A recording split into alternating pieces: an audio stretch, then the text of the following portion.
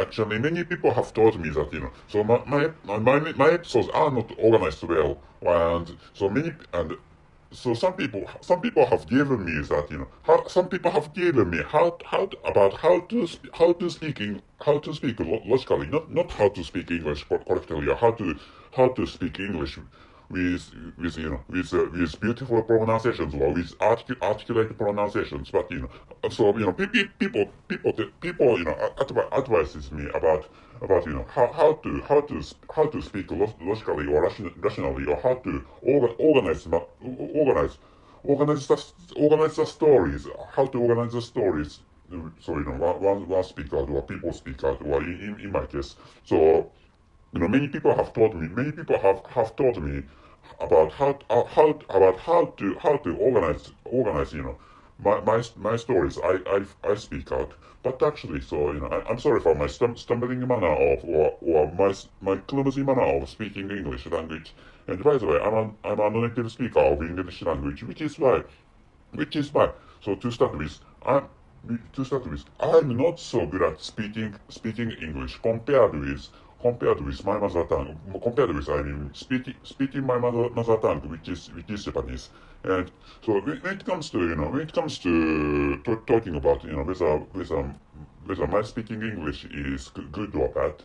So, whether, if you'd like to do some judgment, or if you'd like to make some judgment, or if you'd like to, so evaluate for scientific uses, for, I mean, that's just an instance. And so, for, so about, if you'd like to know, if you'd like to, if you'd like to evaluate whether I'm speaking, if you'd like to evaluate, you know whether I speak English well or not. So it's up to your decision, or it's up to your, perception, or it's up to your perspective, or it's up to your, of course, perception, or if it's up to you, it's up to how you think, or it's up to, the standards, was a criteria you use for judging, or for measuring whether, I speak English fluently, or I speak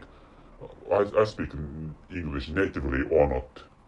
But but actually, so the fact is that I'm a non-native speaker of English language. So which is why, so I can speak English well. And by the way, this is a cry of crow in my country, and I live in Japan, and which is an insular nation located in East Asian area. And so this time, wait a moment, please. So I have digressed. Which is the beginning of this episode, or which is what I have just spoken of, is a digression. And wait a moment, please. So, can Richard Gong speak English normally and logically? And the conclusion is, yes, I can. And to start with, so I have almost forgot to tell you. Well, I have almost forgot to tell you who I am, or I have almost forgot to introduce myself, or including this podcast to you. And by the way, so hello everybody, I'm Richard Gong of Work to Live podcast version, and so this time, so the title of this episode has my alias, which is another name I use for creating content online. And so Richard Gong is the name I use, and in my daily life, so I use my own Japanese name, and so which is why, so so if you'd like to know which one is my, which one is my correct name, or which name I'd like to use or not. So of course, so in the case of Richard Gong, so so that's just an alias. So but actually, so so if you, for example, maybe you can't understand what I'm going to talk about. But actually, so for example, if you are foreign, if you are local people in my country who have foreign ancestries, or foreign ethnicities, for example, so in the case, in the beginning of the 20th century, so many people, many there was a group of people who came from who came from the nearest peninsula into my country, and the nearest peninsula is and that nearest peninsula had a war from 1950 to 1953 after the end of the Second World War, and anyway, so K-War, that K-War, and many American people many American people were killed, or many American soldiers were killed in that peninsula, and that peninsula is located in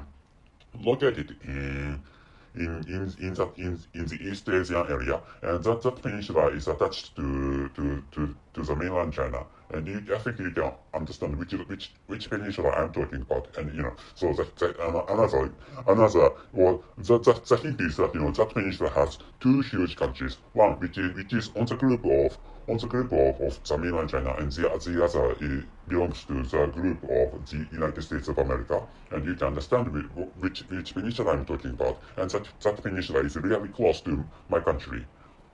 That's it, and so those people with overseas ancestries and overseas ethnicities may be able to understand what I like to talk about, which means so those foreigners or those people with foreign ethnicities have their own names other than their own Japanese names, and that's so some people have two types of names, and one which is Japanese name, and the other which is the name of their ethnic group.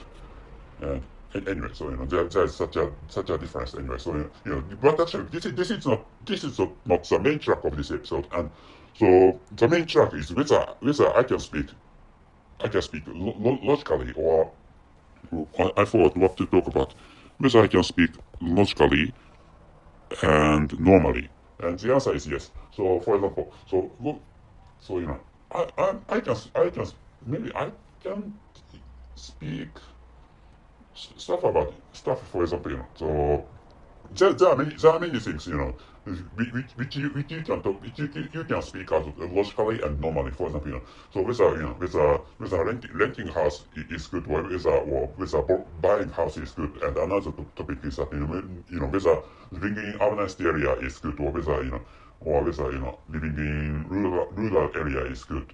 It's possible to speak logically in those topics. For example, so I live in fairly urbanized area. So I live in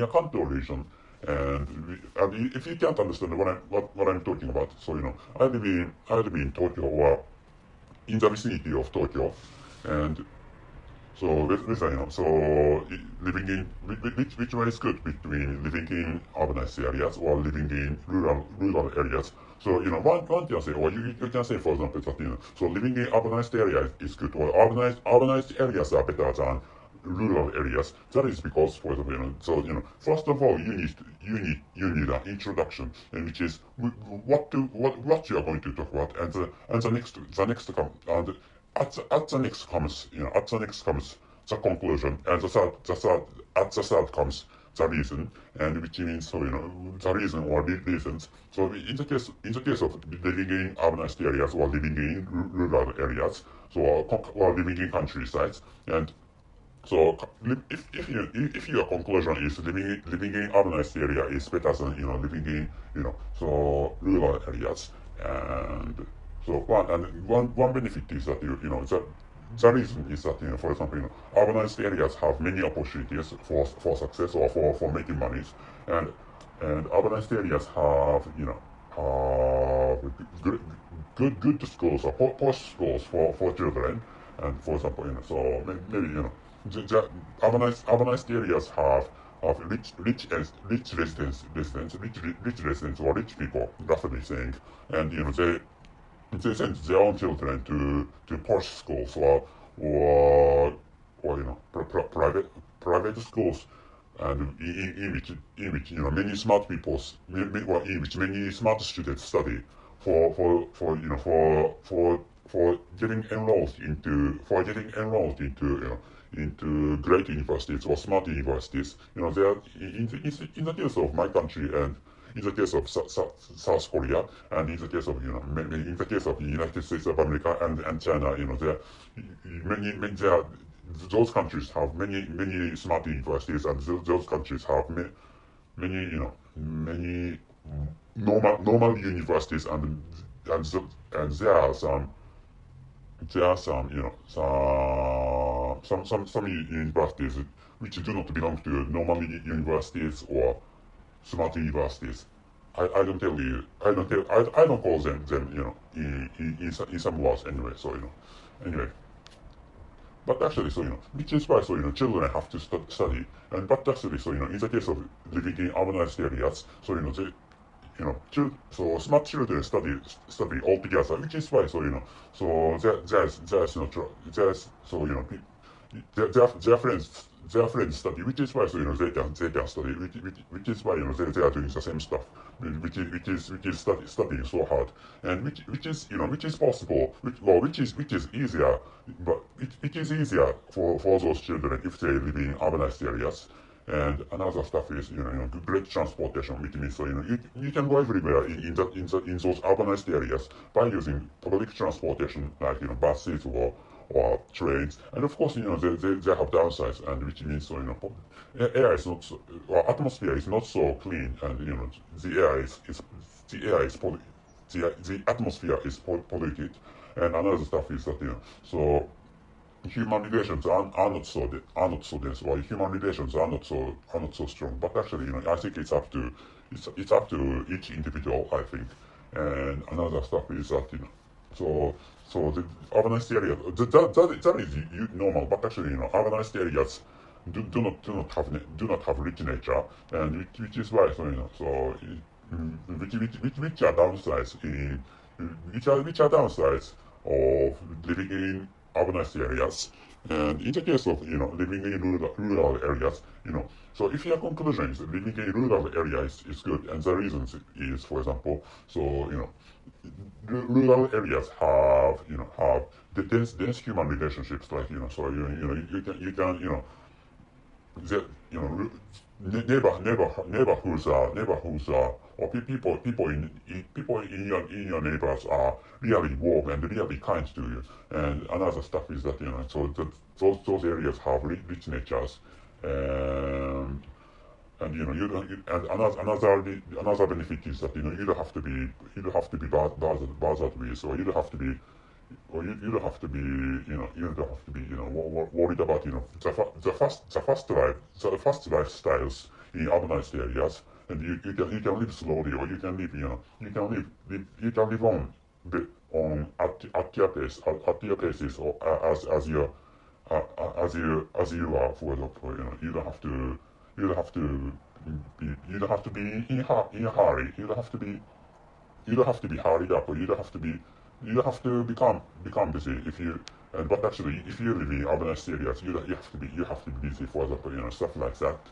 So but there are some well, living in rural areas has some downsides, and one of the which is, for example, so they do not have they do not have opportunities for success, or they have few opportunities for success. And another stuff is that the relations the relations of the local people are really dense. So which is why, so if you stick out, or if you stand out, so others may assault you, others may cause trouble for you.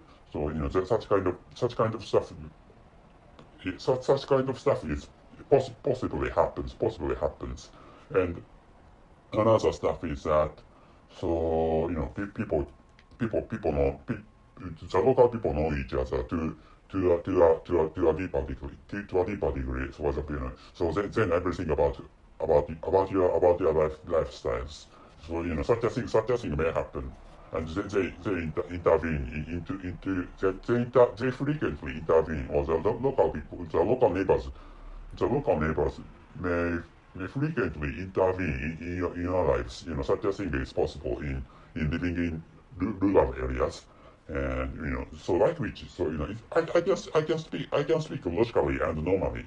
And so and so it's fine to say, for example, at last it's fine to say the conclusion again. For example, if your conclusion is urbanized areas are better than rural areas, so it's fine to say, which is why I think urbanized areas are better than rural areas. And if your conclusion is, living in rural area is better than living in urbanized areas, so it's fine to say at last that So I think, which is why I think living in rural area is better than living in urbanized areas. So like which I can speak logically and rationally, which is what they agree to this time. Anyway, so I have told you that I can speak logically and normally, and but actually so that is really a business oriented manner of speaking, which means so speaking of so in the case of the situation of your work, so if you are in your own workplaces, so speaking logically and rationally and normally is is mandatory, which means if you report to your boss about what you have done about your own work, so for example, at first you have to say so in introduction, and the second comes the conclusion, and at the third comes comes the reasons. In which manner it's fine to tell your boss about your works, or about the results of your works. And if you made some mistakes, it's fine to tell your boss about tell your boss about, or tell your bosses about what you have done, and in the same manner. And you have to tell him or her about the, not about the introduction. Or at first you have to tell them the introduction, and next you have to tell them the conclusion, and the third, and you have to tell them the reasons, or what you did was the details of about the mistakes you made at or after the conclusion.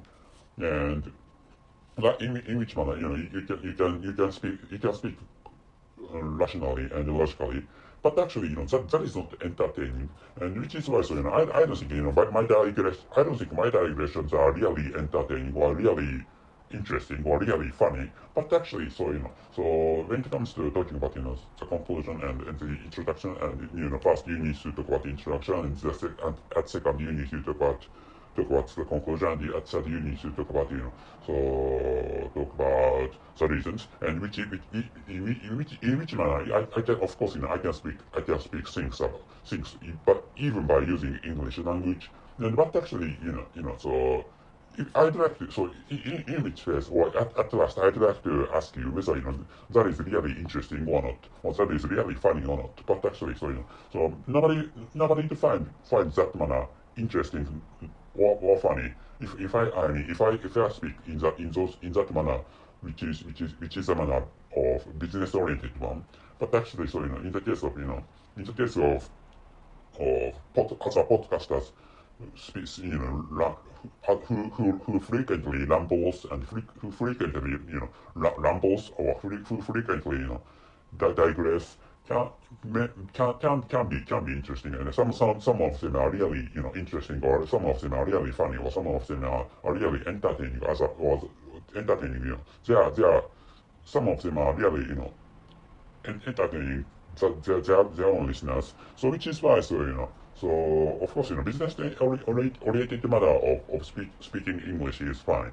So it's fine to do that in your workplaces. But actually, in the case of creating content, I think you should use. I don't think you need to use that business oriented manner of speaking things, which is what I'd like you to know. Which is another stuff I'd like you to know this time. So conclusion. Wait a moment, please. And the conclusion, or the title and the conclusion, which is what I'm going to tell you this time. So what I'm going to tell you before the ending of this episode, and the title is, Can Richard Gong speak English normally and logically? And the conclusion is, yes, I can. And so if you'd like to really know whether I could speak normally and logically, so please check out please reel back to please reel back for me, but for some minutes, or please, please listen to this entire episode of this of my podcast, so that so please listen to this entire episode, so that you can understand that you can understand that I can speak normally and logically speaking.